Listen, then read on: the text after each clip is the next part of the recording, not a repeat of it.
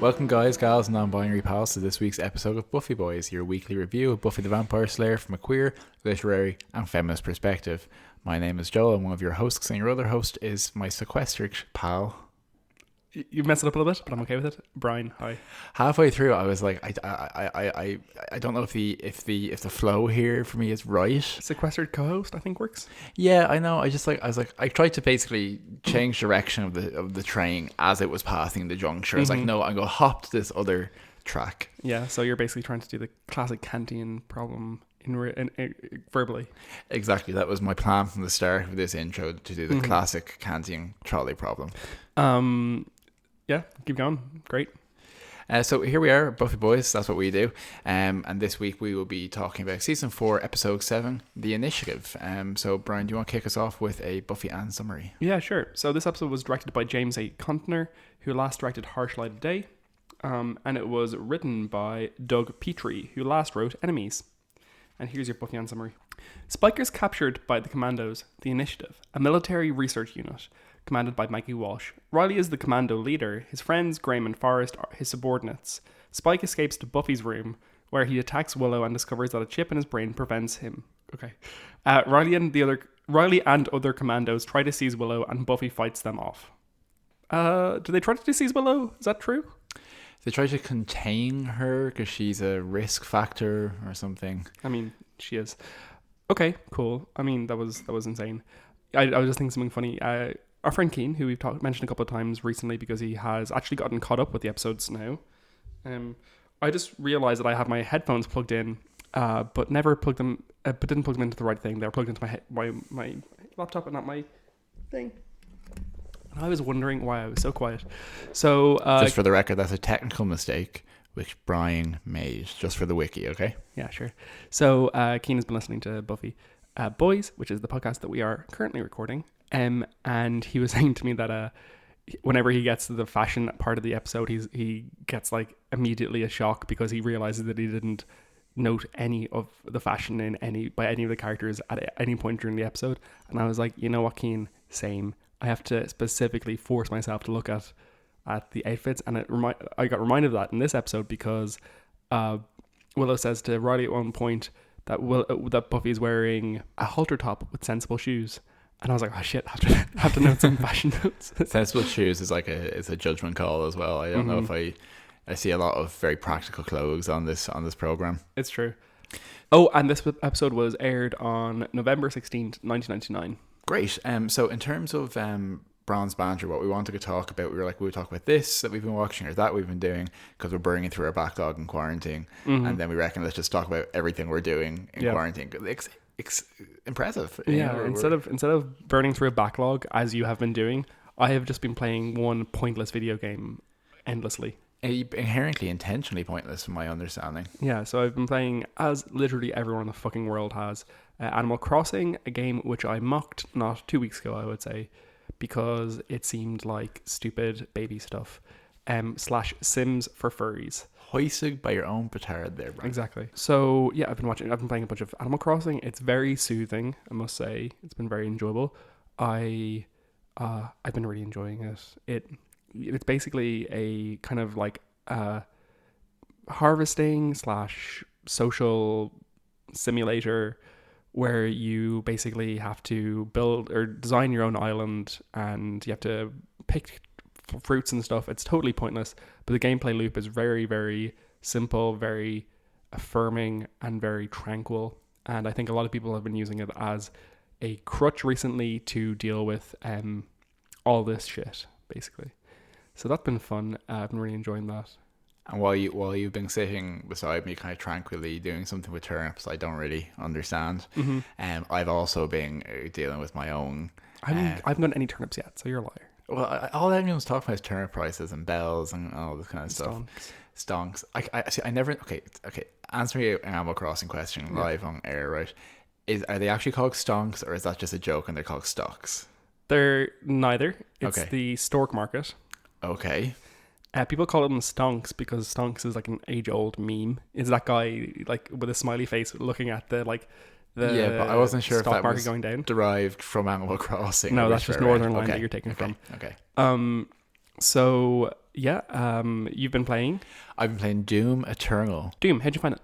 Yeah, so I think it's equally like a stress relief and a power fantasy, in obviously the exact opposite direction to Animal Crossing, because it's just very much, I'm sure everyone has a passing familiarity with the Doom franchise, but this is the epitome of it with next gen pitch perfect crystal technology, so you can really see, as the Doom Marine, as you cleanse Earth of the hell invasion, every vertebrae on that spinal cord as you tear it out of a demon. And just really like it is specifically designed and picked as making you feel unstoppable. You are the savior, the blood-soaked savior. And yeah, it's been a tremendous amount of fun. It's just from a visually, from a gameplay point of view, from the it's so cool looking, the hard rock soundtrack, just the terrible, love me some of that hard rock. Hard rock. U2, Duran Duran, Wham, love that hard rock. Lorgy, other Finnish bands, Cambria and Coheed and Cambria. I do like Coheed and Cambria. It's been a lot of fun, and actually weirdly, for whatever reason, Doom and Animal Crossing has a significant amount of crossover. People love fan art. People love shipping Isabel from Animal Crossing and Doom Guy. Now is Isabel as like sociopathic in Animal Crossing as she is in the Doom crossover? No. Isabel is usually pretty gentle. However, Tom Nook is a total dastardly bastard. He keeps giving me more and more loans at 0% interest, which is nice, I suppose, but it means I have to pay him back, which is very annoying. So but what kind of animal is he? He's a raccoon or a firefox, I'm not sure. Okay, probably a raccoon. Yeah, because they're usually more generic, aren't they? Yeah. So you've been repaying a mortgage to a raccoon, and I've been reforging my Crucible blade and Fires of Hell to slay a Titan. So pretty much. We also we got Resident Evil 3. Yeah. Which has been good fun so far. I would say personally much prefer Resident Evil 2, the remake. We're talking about the remakes. Yeah, no, I think absolutely. I think generally if people play Resident Evil games before, Resident Evil 2 is preferable and generally preferred to Resident Evil 3. And the comparison I always make is Resident Evil 2 is probably closer to the film Alien in the sense that it's atmospheric, it's slow-paced, it's a survival horror game. It's contained physically. Whereas Resident Evil 3 goes the aliens route, whereas it's designed to be an action thriller, an action adventure. They're on the roofs, man. Yes, the famous line from Aliens, they're on the roofs, man. Yeah. But yeah, it's been a lot of fun. I don't know how fun the Resident Evil remakes would be necessarily if you're not some kind of a fan of either the original or the formula of the original. Resident Evil 2 I think the remake stands on its own feet, but to a certain degree I think both of them, kind of like the Final Fantasy VII remake, I anticipate are kind of nostalgic vanity projects. I am looking forward to Final Fantasy remake. Yeah, which may also be a lot of fun to play. Final Fantasy remake, it's so different. It's its own beast entirely. So I'm not sure what the critical consensus is going to be on that. It's received warm to quite warm reviews, but not brilliant. So we'll see. But yeah, playing a lot of video games.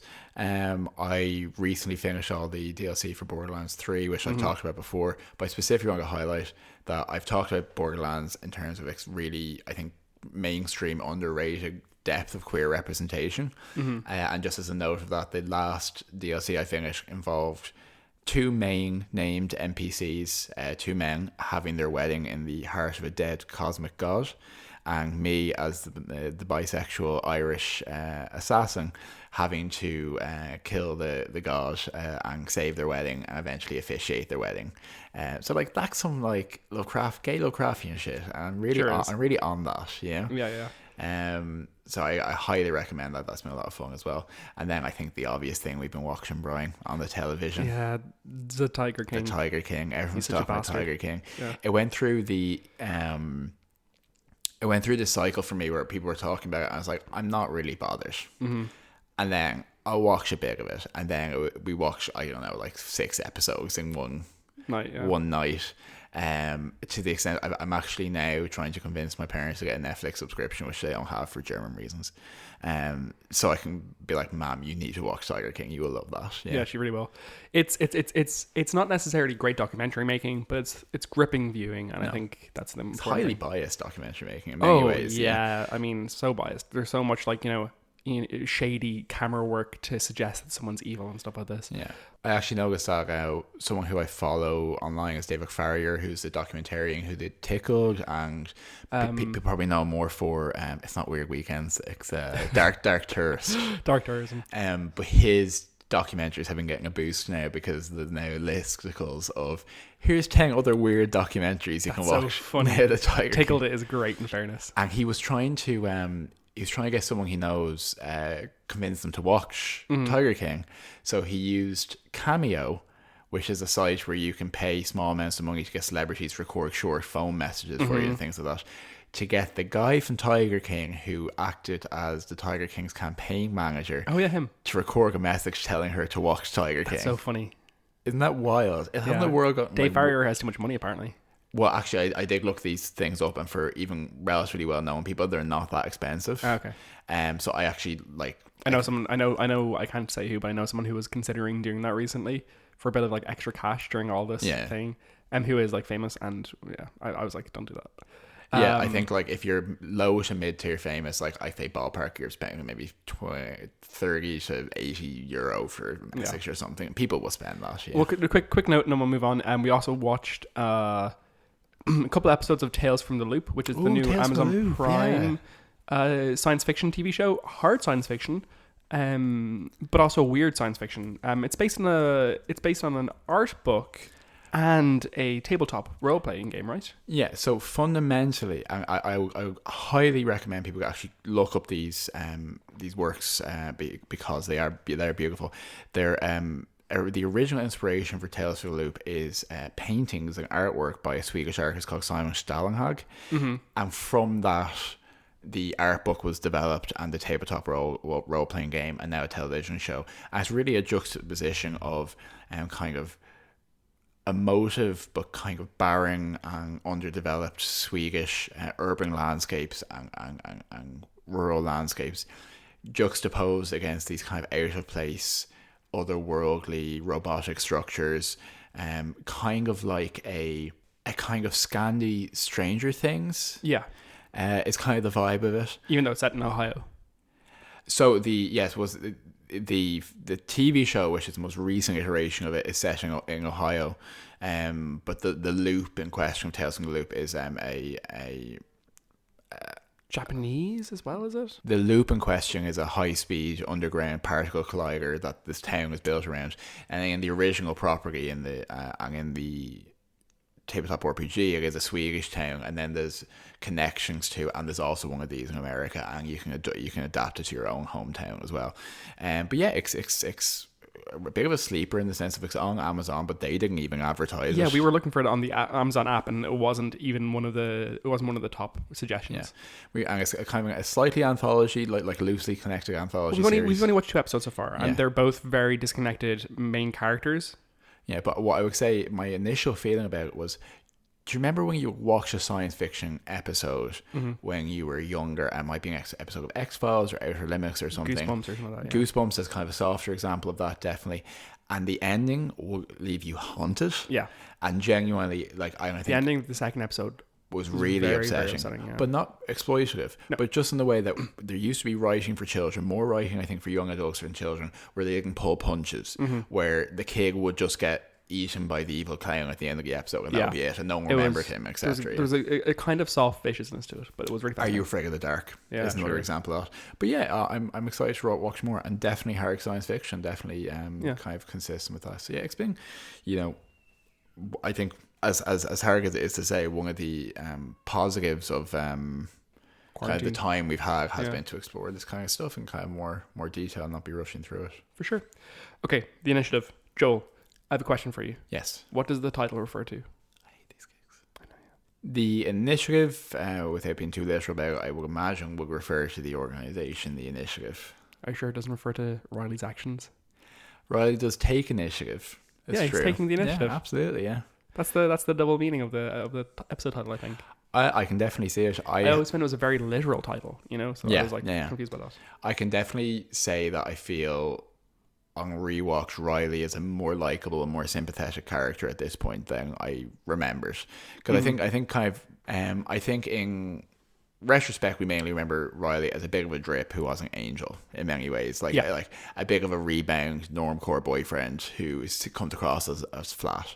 But yeah, I actually think he's very, very charming, very likable, and very obviously a great counterpoint in this episode is his, just as like a kind of a broad summary, is very much about introducing that Riley is interested in Buffy, he's pursuing her, he's a counterpart to how intense Angel is, but also how sleazy Parker was, as he's just genuinely interested in her as a person.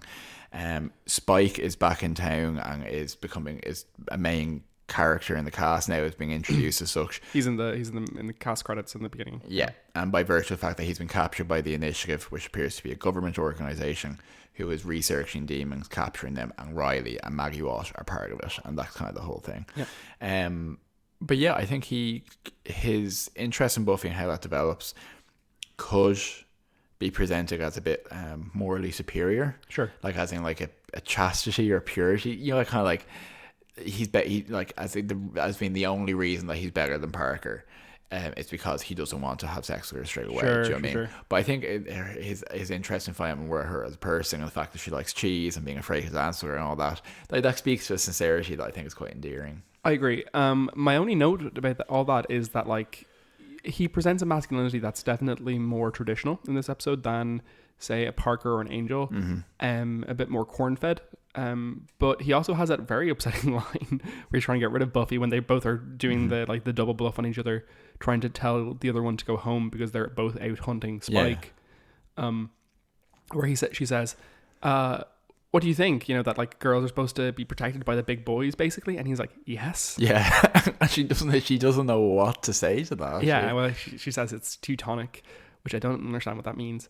But it was quite funny because like that's a little that rubbed me the wrong way. I was like, oh, like people underestimate Buffy for sure, but like verbally saying you're a weak girl, don't do this. Yeah, like that. Well, I suppose like the thing with Riley is like the various male perspectives on the show so far have been multitudinous and have been very varied, but they've been very by and large educated. Sure. And that's not to say Riley isn't educated, but he's not originally from this kind of more urban background. He's definitely more traditional. He's more traditional, and I think it's an interesting note for such a feminist TV show to introduce, where his arguably his sexism and his like reductive point of view is not hostile. It's just undeveloped, unexposed. And I think that probably ties into the fact that he is obviously so susceptible to the conditioning he's getting from the Initiative. He has a whole loyalty thing and a whole consistency thing, which is actually a if not a weakness, a vulnerability. Sure. He has. And like Buffy is used to dealing with so many different people who can articulate why they think that she is incapable, but he just sees it as an essential factor for her. It's like that and that is a good thing, that she needs to be protected because she's great and precious. Sure. But she's less able inherently. And that I think is kind of a weird brick wall that she hits, It was also a weird thing for me because I found that this episode engages in something that this show has never ever engaged in before, which is the male gaze. So for the male gaze is, we might have mentioned it before, but it's a popular film theory of the perspective shown and how women are abstracted into non-entity or reduces their personhood. Yeah, reduces their personhood. Through showing them through men's perspectives only and not allowing a woman's perspective to be shown. You may have noticed this, but the episode is entirely out of Buffy's POV. And it's funny because, it's played well. There's lots of issues around perception in the episode. There's lots of issues around, even like it's highlighted most clearly at the very end of the episode when Riley is fighting Buffy because Buffy goes in to save Willow from Spike, but then ends up fighting the commandos, even though they're all actually trying to do the same thing to some degree. And she, at the very end of the fight, she sets off a flare and blinds them all. And also there's a smoke, a fire extinguisher, and it gets exploded, so there's dust everywhere, so I can't see her at all. And you see her through like a very veiled filter as this like yellow and pink amorphous blob. Blur.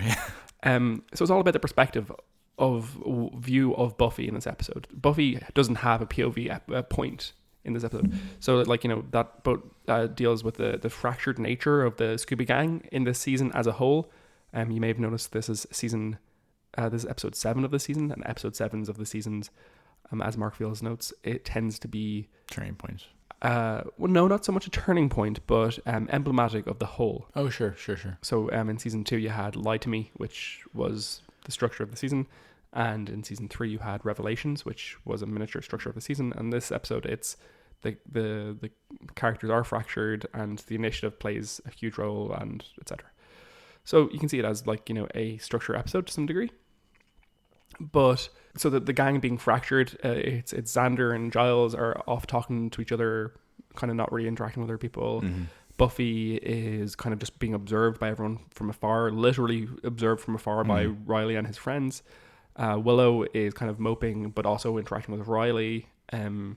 It's very Buffy light, but like not actually actor wise, but voice wise. And I actually think they worked it really well. Yeah, Spike is obviously completely, literally isolated from the action. He's trying to move forward into his usual role, and he's being restrained, and it's actually quite stressful for him. The transition of that, the Willow and Spike scene is comic gold, and it is a great introduction of the Spike tone that we know and love from the later seasons. Yeah, it's a really interesting scene, because essentially, if for those of you who aren't fresh on it, he arrives at Willow and Buffy's dorm room to kill Buffy, and instead attacks Willow, and it's very much framed and intended from a directorial point of view to appear as if he's actually killed her. It's really dark. There's a really cinematographically, the camera gets very shaky.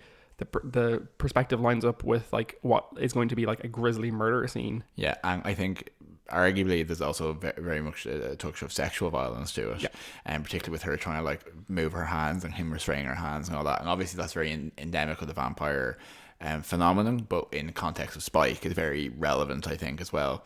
But what's strange about that is that being perhaps Spike's most actively vicious and antagonistic moment in seasons precedes the moment where it aggressively tonally shifts into being neutered. Yeah. And the next scene that they play out is a very thinly veiled analogue of him having erectile dysfunction, essentially, and wanting to bite her, and like, you know, this happens to other vampires, I'm only 123. And Willow saying, you know, we can try again in 30 minutes or something. Yeah, and her being like, oh, you know, you're just disappointed because you wanted to eat Buffy, and people always see me as a sister or the friend. It's a really nice dual scene, because like they're both playing off their own insecurities and engaging with like this like false narrative, because like no one talks like that, no one engages in that kind of stereotypical conversation in real life, and they're both doing it from a completely different perspective. You know, Willow consoling him because like at least it was nice that he wanted to bite her, kind of thing. Yeah,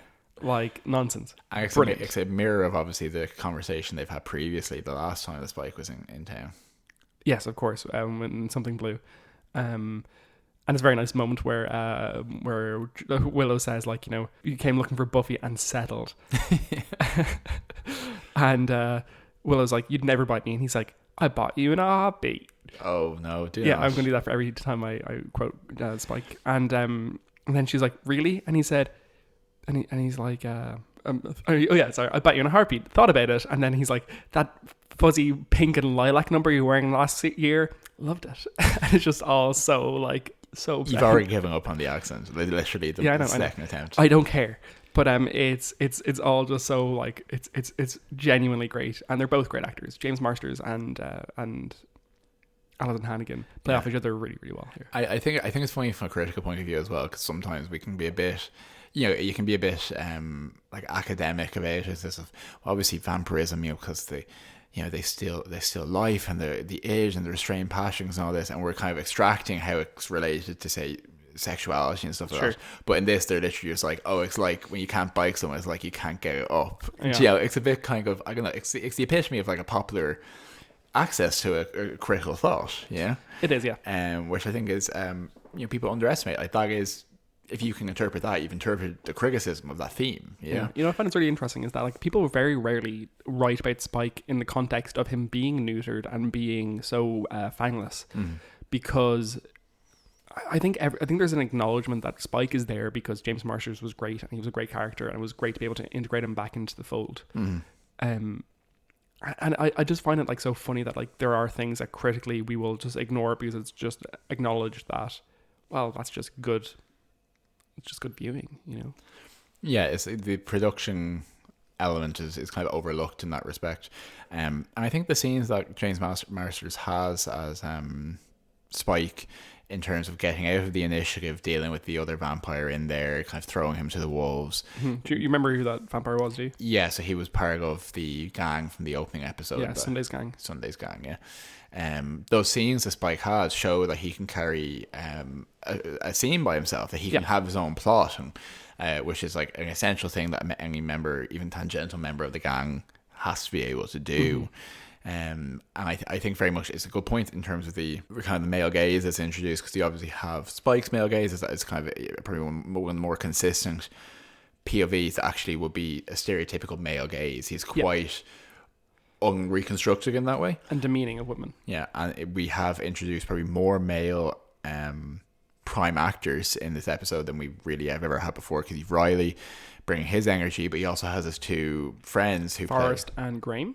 Probably Graham, God, who play a very obviously Shakespearean role in terms of being, and which I'm sure we both noted, but that Riley being kind of the main protagonist and then having two side characters to act as either sections of his or reflections of different aspects of his personality. Yeah, very Romeo and Juliet or Hamlet. Exactly, or to have dialogue with, or have discussion and discourse with, and very much to the extent of them saying, you know, but he's like, he realizes that he fancies Buffy, and he's like, did you guys know this already? And they're like, duh, we're trying to push you towards that, etc., etc. Yeah, it's kind of, I think it's reflective of Joss Whedon's obviously Shakespearean like fascination, but also these things are tropes, and these things recur because they work, because they're so foundational. And it actually is a really interesting addition. And I also thought it was interesting that when you're talking about the male gaze and Riley's unreconstructed masculinity, is that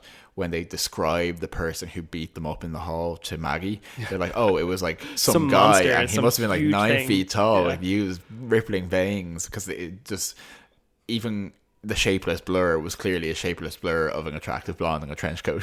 Do you know what I mean? But yeah, they actually, those scenes they have where they're both like trying to hide the fact they're demon hunters and trying to like, you know, it might as well have him with a gun behind his back and her with a stake, you know. It's the comically actually works really well, and it is, it's really effective. I think it's why he's effective as a addition to the cast, because he can do the youth speak, you know, even though he can't as a character necessarily, he can as an actor. He is performing that physical, you know, pratfall kind of comedy that they do sometimes.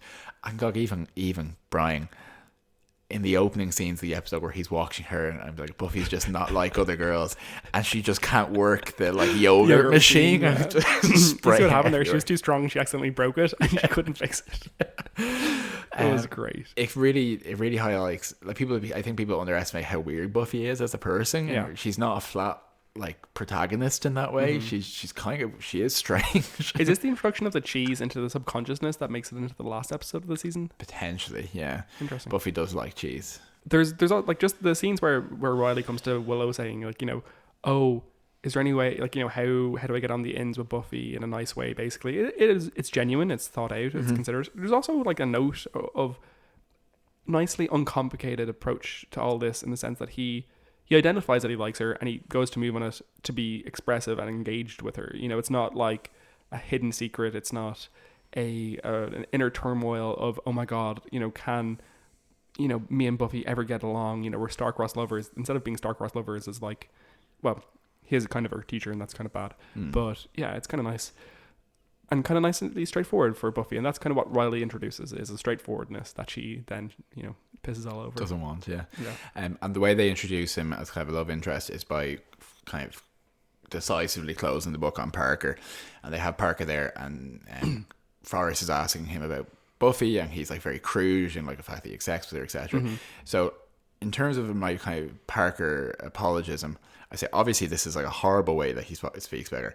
I think it's out of character with how he was in the other episodes. I think so too. It's an escalation, which is like, yes, that's obviously wrong, but I'm not wrong necessarily in terms of how I've described him so far. And what he says about Beggar is wild. He says, you know what the difference between a freshman girl and a toilet seat? A toilet seat doesn't follow you around after you've used it. What the actual fuck? Like, no person has ever... Oh, like people have said, oh God, no, it's wild. It's a crazy thing for a person to say in any context. And then Riley understandably decks him. And then he's like, oh, the Valiant. Yeah. And she's not even there. So it's like, to the audience, the fact that she's not there, it means that he just actually is like a good, defensive, chivalrous person kind of thing. Yeah. You're not wrong. There is a nice moment though as well where Willow is talking to Professor Maggie Walsh after their psychology class to ask if Oz has like dropped out essentially, or saying that Oz will be back because she's in denial a little bit, which is just wild because you find out that his name is Daniel Osborne for the first time. Hilarious that he gets a name after he leaves. Yeah. Very Joss Whedon-y. But then, like, also we've never seen him in class before. It's like kind of indicated that he's in college, kind of, but. Like, do you remember a scene with him in any classes? No, I remember that he was on campus, obviously talked about the gig they had in the Halloween house. And even then I was like, is he a year ahead of them? Is he in second year now? What is he doing? He got held back, remember? No, I remember that, but like, this is what I mean. It's like, you're right. You don't associate Oz with actually taking college courses. Yeah. But it's really sad because essentially Willow's like, oh, he'll be back, don't worry. And Maggie Walsh is like, he won't be back in my class, the little shithead. Yeah. And Buffy, and Willow's distraught because that's a horrible thing it's a horrible way to approach anyone. And also, data security issues there. Maggie Walsh, don't be explaining other people's... It was pre 9/11, like everything was much simpler at the time. Yeah. And Buffy, very appropriately, and in quite a nice little character moment, stands up to Maggie Walsh and says, what's wrong with you? You know, you're supposed to know about human behavior and... yet you exhibit none of it. Yeah. It's actually one of the most relatable moments for me for Buffy. Buffy is getting in an argument with a teacher that's not to do with you. Yeah. It was nice. I thought it was a nice moment. Yeah, and I think it's interesting writing in terms of developing the initiative plot because they've introduced these interpersonal dynamics between her and Riley and Maggie Walsh, which translate directly into the arguably professional dynamics they have when the initiative stuff kicks off, because the lack of alignment she has with Maggie, but also her kind of getting on with her in some ways and her having some respect for her, it does translate once they know their respective roles in the Demon War, as it were. And I actually think the moment or the reveal, such as it is, that Riley and Professor Walsh are in the initiative is kind of really deftly handled because there's no sting, there's no dramatic zooming. They're in the middle of a conversation, him and his two friends, while they're walking through the dormitory? Frat. Probably not frat. No, dorm house. Dorm. Yeah. They walk up to a mirror. He's in the middle of a conversation. He interrupts briefly to unlock the mirror and open a secret elevator and continues the conversation in the elevator. But there's no. It's not exploited. It's not milked for every kind of shock factor. It just is. Yeah. Well, I mean, like, it is a consistent fascination of Joss Whedon's. He really trends towards these kind of militaristic, fighting the demons from this kind of secret organization kind of thing. Dollhouse, you have it in Agents of S.H.I.E.L.D., Avengers to some degree. The only other property he doesn't significantly do it in, like Firefly to a degree. The only thing he doesn't really do it in is Angel. But even then, like, Wolfram and Hart kind of, by the end of the show, kind of becomes a sort of initiative. Oh, yeah. By the end of Angel, Wolfram and Hart is basically just like a James Bond factory kind of thing. Actually, it looks very similar, I think, to Dollhouse aesthetic by the end of the show. Yeah, for sure. Yeah. So this episode, I think, really exemplifies what we were talking about earlier in terms of Resident Evil 2 to Resident Evil 3. Mm-hmm. The show to this point has been, well, up to the beginning of season 4 has been Alien, and this is the point where it becomes Aliens. Mm-hmm. You know, it really does expand outwards in ways that doesn't always comfortably sit well with it. And I think they unexpand coming into season 5. I think season 5 contract. Yeah. But the budget for this is wildly out of proportion with everything they've ever done in this show. Mm-hmm. Like the scenes in the initiative are like, they're big choreographed. Yeah, exactly. It's a huge set. It's visually very good. Yeah.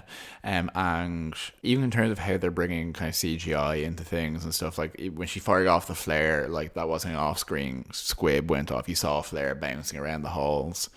And the size of the sets that they have for the demons, and obviously you need multiple extras in demon makeup for those shots and all of that.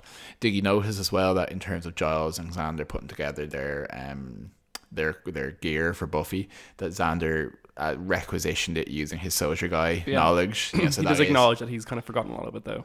Yeah, but he is still able to, like, you know, it's where he gets his kind of plot point for the season, for sure, to many degrees. And it is unfortunately something that often happens to the normie character in these kind of shows, where the interesting thing is meant to be that they aren't superpowered, and then at some point it's like, but also they can do this as well, because they need to kind of keep up. They do take that away from him, so to some degree. I think this might be the last reference to his, or this season might be the last reference to his militaristic.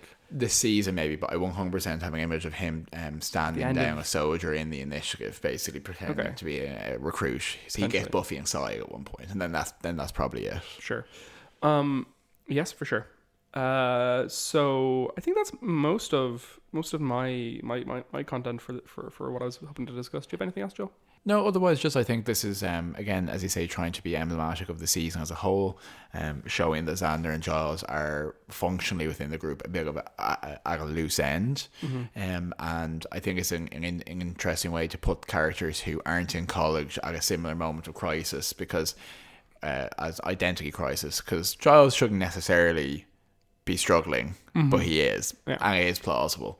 But I think they're trying to fold that in a little bit more, and it leaves it open for Spike to come back in as the truth teller and try to observe the various fractures within the group. And someone we didn't mention at all who was in this episode who will return Harmony. Yeah. So probably one of the highlights of this episode was the Harmony and Xander slap fight, as neither of them are actually capable of staking or killing the other. Yeah, it's very good. Yeah, it was pretty great. Actually, one thing I'll note is that this episode definitely brings themes of identity, Spike's identity specifically, and behavioral conditioning into play, which both of which I think will come more into interest. Behavioral conditioning, of course, being Maggie Walsh's specialty, and what she has done to Spike to neuter him, essentially. So that both interesting, both the ones that we'll come back to as the season progresses. Sure. Okay, let's get into the dusting then. Do you have any Buffy bits there for me, Joe? Yeah, so a couple of weird things. One is you mentioned that the set for the initiative was so big budget and expansive. So I noted that as well, and I found out that specifically it was built in a facility that's used to house stealth fighter jets. So it is location shooting. And I always found that, like, despite that, it's a little bit slightly bare, as in they have that one experiment pit, but it could be bigger. But no, it was 99, Joe. Yeah, exactly. A weird note I found about Maggie Walsh is that there is a series of Star Trek novels called which I've read and I know, called The Rise and Fall of Khan Noonien Singh. Okay. But it's about the eugenics wars that happen in the 90s. And so what they do is any character anywhere in Star Trek that was ever introduced as living between the 70s and the 90s, they have cameos as like part of this war. And Maggie Walsh is there for some reason. There's a character called Maggie Wilson who is about to marry someone called Dr. Everett Walsh, who is currently working on her PhD for psychology, and it's implied specifically that's meant to be Maggie Walsh and Buffy. That's nice. Which is like a weird note. Actually, apparently, this isn't so much a Buffy bit as something that we'd probably discuss in the patrolling. I don't remember what we call that part. Patrolling. Apparently, Doug Petrie specifically took a lot of influences from Clockwork Orange in this episode. So obviously, Clockwork Orange being the Anthony Burgess novel, and Stanley Kubrick film, in which a young man is, via the Ludovico technique, in which you hold back someone's eyelids so they are exposed to a bunch of conditioning, via showing them tons and tons of violent imagery and associating it with something that they like. In this case, it was classical music. You adapt their behavior, so that's totally fits in with what's happening in the episode. And did you see there were white balloons at one point in this episode? No. There were. Apparently, Doug Petrie tried to write this episode as being influenced by The Prisoner as well. Oh, great, yeah. We'll talk about The Prisoners from other time, but that's for sure. It's a classic. And you mentioned, obviously, the influences or the tendencies that Joss Whedon has towards government type organizations dealing with the supernatural. Sure.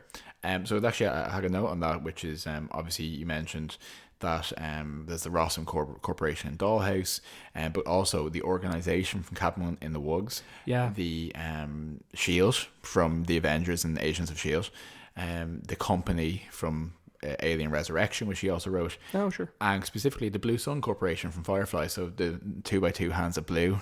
Yeah. Who control the telekinetics. That actually is an example of Firefly. Firefly, which is something that is kind of doing the rounds a bit more at the moment, as people are like, oh, you're in quarantine, here's the top 100 shows that you've never watched or you missed. And again, consistently is getting like number 1 or number 2. Like, I enjoy Firefly, and Firefly had potential, but like it's time to put Firefly to bed, I think. Yeah, it was a good run of some interesting episodes, but it's the way it's been kind of characterized as the holy grail of what we never had is very strange to me, even as a fan of so much of what Joss Whedon has done. I don't know, everyone who put all their efforts into resurrecting Firefly, none of them tried to resurrect my so-called life, so I don't trust them. So a couple of other Buffy bits for you. Graham, who is played by an actor whose name I cannot remember. He was also in season 4 of Damages, which you didn't watch, but I did, and it's great. It's the Glenn Close legal TV show. It was genuinely really good. I think it was on PBS, weirdly. And he was also in Saving Grace, which was a show that ran from about 2007, 2011 or something like that, with Holly Hunter as a woman who comes back from the dead or something. It was really weird, but apparently he's a major character in that. And the Forrest actor was in Mom, as we noted a couple of years back, probably on this podcast. We've only been doing it for just a little over a year, but still. So that's fun. Harmony references Spike burning Spike's Sex Pistols CD. He has a lot of Johnny Rotten visual elements to him, maybe a bit more John Lyndon, but whatever. Wait, did I say Johnny Rotten? I meant Sid Vicious. So Sid Vicious / Johnny Rotten, whatever. I think that's it, actually. Never mind. And from a fashion point of view? Fashion. Okay, so I did take some notes. I quite liked Riley's top at one point. He's wearing like a kind of like a black and grey split sweater. It's just color blocked. It's kind of nice. I also like Riley's hair at the end of the episode, but not any of the other points through the episode, because he looks like Leon from Resident Evil 2. He does. The clothes do hang well on Riley, I have to say. Oh yeah, he's fucking beefcake. I do not like Willow's top when she goes to the party. It is like an orange curtain just hanging over her shoulders. I do not like it at all. And what do you think about Buffy's halter top and sensible shoes? Unnotable. The commando outfits, I liked Riley's and everyone else looks bad. But Riley has like, I'm the commander of the commandos, so I look super cool. But yeah, I think those were the major notes I took. What do you have? I think that's all the fashion that was in the episode. I will say that I love Spike's outfit. I continue to. I'm glad it's back. I love that a character has such cartoon-like consistency with what they wear. Yeah. Because even on Angel, like, he started wearing like colors and floral patterns and stuff, and I was like, no, wear your outfit, it works. Yeah. Actually, I'll note, our friend Keen texted me the other day saying, Brian, I have a fashion note for you. And I was like, what is it, Keen? And he was like, I just think that Willow has very fetching hair in this season. And I was like, okay, great, Keen. That was the word. Keen, stop trying to make fetching happen. That was the word he used, was fetching. Okay, death count? Yeah, just Tom, who is the vampire from Sunday's gang, who's dusted by a scientist in the initiative. Great, okay. But otherwise, death-free. Okay. Death of Spike's vampiric libido. True. And do you have a rating for me? Yeah, I would probably give this episode 9 tainted blood bags out of 10. Okay, wow, that's pretty high. I thought it was a great episode. Yeah. Yes, 100% probably the episode I enjoyed the most of the season so far. Yeah, same. I think that it... Fear Itself is a very good episode in many ways, but it's... Watching them in order, this episode gave me confidence. I was like, here we are. This episode had a lot of like very well voiced, very comedic, very fluent delivered lines, and lots of good writing actually.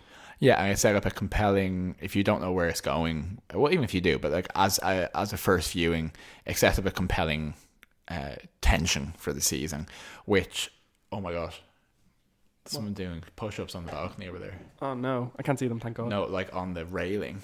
Jesus. They've gone in now, but it looked like someone was like yeet themselves over the edge. This season could very easily have wandered. Mm-hmm. And I think this is like, no, this is a focus. This is what's happening. Sure. Which I enjoyed. Yeah, and I feel like Riley surprised me. I enjoyed the scenes he was doing even when Buffy wasn't there. I'm glad to hear it. Okay, I'm going to give it an 8.7 sassy Cabernets out of 10. What did you give it rating? 9. 9 what? Tainted blood bags. Tainted blood bags, okay. Yeah, 8.7 sassy Cabernets. I just found it, about the same actually as you. I found it like well voiced, well acted. I thought Riley was pretty nice. I thought it was an interesting format. And yeah, I'm fine with it. Great, well done, Buffy. Okay, Cordelia Chase. So we watched an episode of Angel on the Cordelia Chase called Bachelor Party. I didn't hate it. It was fine. It was a very sitcom-y. The premise is basically that, you know, Doyle, whose character arc really was meant to unfold presumably over several seasons, they kind of jammed a lot of it into this episode because he's about to leave the show. Mm-hmm. We find out that his name is actually Alan Francis Doyle, that he used to be a third grade teacher who is married to his woman, is still married to her technically. They met at a soup kitchen. Yeah, and that his demon side came out when he was 21, and that he feels that's why she left, but actually he couldn't deal with it, and he fell into a life of terrible shirks and crime. Yeah. And essentially she comes back because she's marrying someone who is a chap whose name escapes me, but who has been in Buffy before. He was the kind of youth pastor, cult leader in the episode Ang. When Buffy runs away to LA, he's being in he was the antagonist in the first episode of Firefly, etc., etc. And he is a demon, and the whole comedic tension is that she is now actually marrying a demon, or a half demon, or a full demon actually. And Doyle's invited to the wedding, and then there's some sleuthing, and it's all about how the family are kind of an all-American upper middle class family, but also they're Anamovic demons, and they want to eat Doyle's brains. Yeah. And it's relatively funny. It's quite corny. It does feel like a sitcom episode. Yeah. But there's some good lines. Angel's in some funny situations. And basically what they're trying to accelerate is that Cordelia is disgusted by demons, and he's obviously a half demon, but she is now starting to see him as a viable romantic prospect. And they have like another episode of that, and then he's dead. So it's weirdly paced, and it's a lot of character information to put in so early on in the show. We found it also just like very structurally weird. Like you have full scenes from the demon's perspective where they're just having a conversation about eating Doyle. And it's that kind of thing, that kind of tight writing that is present in Buffy and just isn't at the moment in Angel, and it will come at various points in Angel, but it never quite hits the Buffy era. But you got some funny moments. It was like when they kind of confront, or they're just asking an innocent question of the old ladies who also happen to be demons, the kind of the family-in-laws, the sisters and aunts and mothers-in-law. I was like, hey, what are the boys doing at that bachelor party? And one of the aunts is like, well, they're certainly not going to eat your ex-husband's brains there. For example, and I laughed out loud at that because it's a ridiculous piece of writing, but it's also, we need to get you somewhere. Yeah, so true. So yeah, what would I give that? I'll say 7 failed feminist gestures. I'm going to go with 6 failed feminist gestures. Yeah. Like, I think it wasn't wasn't an award worthy episode, but did I enjoy it? Did I not regret watching it? Yeah, it was fine. It was good. Great. Okay, next episode for us on Buffy Boys is going to be Pangs. What's the next episode on Angel, did you say? Did you check? Just no problem if you didn't. I didn't, no. Fuck it. That could be a surprise. Oh, great. Okay, do you want to wrap us up there, Joel? Because my lunch hour is just about to end. Yes. So thanks very much for joining us. I hope you're safe. Hope you're well. If you enjoyed this episode, please tweet at us and tell us that you liked it, because that will give our lives meaning and purpose. Some. Tell your friends, tell your commandos, and we'll see you next time on next week's episode of Buffy Boys. We're going to be recording from a different location. See ya. Just kidding. There's no other locations.